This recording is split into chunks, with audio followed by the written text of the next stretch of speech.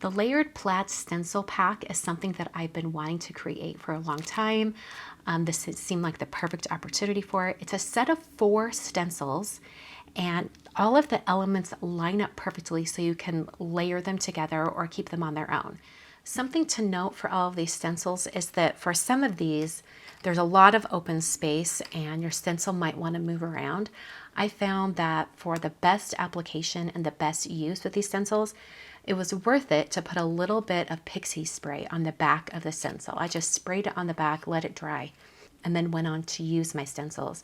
If you're unfamiliar with pixie spray, it's a very low tack adhesive meant for stencils, and it just helps your stencil, kind of stick and not want to like move around on your project. It is reusable, meaning that, you use your stencil, clean off your stencil.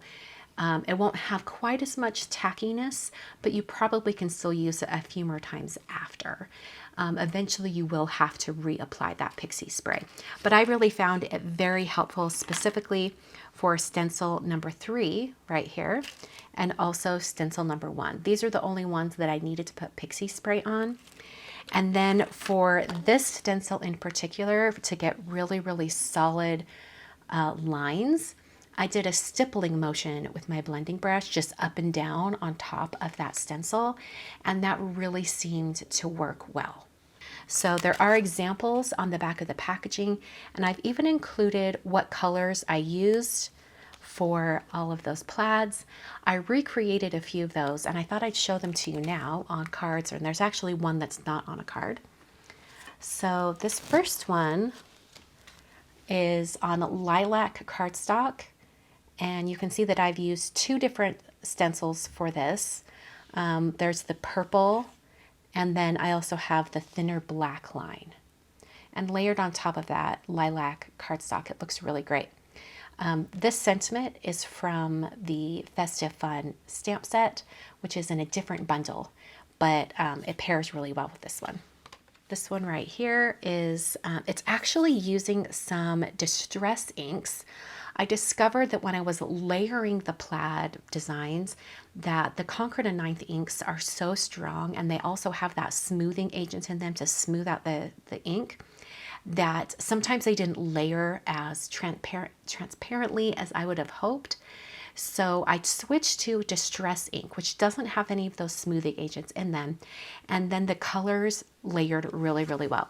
Here's this pattern where I cut out the circle. You can see how those layer really well. So that's what I did for this one. I used distress ink for this. If you're wondering, this is the embossing folder from the September release from Concord and 9th, and I paired it with a greeting from the Love and Light dies and stamps that are from a different bundle in my release this month. All right, next up, one of my favorite plaids that I've created, and it's actually an example back here on the back, is this one right here. So I used poppy cardstock, and then I used a little bit of black soot distress ink.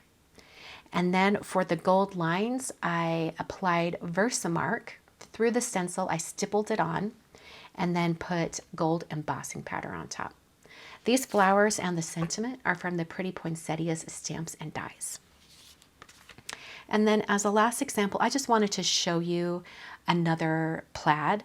Now, I basically recreated this plaid right here that's on the packaging, but in different colors.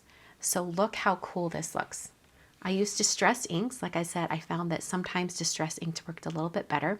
And for this, I used spun sugar, worn lipstick, and then seedless preserves. Some of my favorite pinks and purples.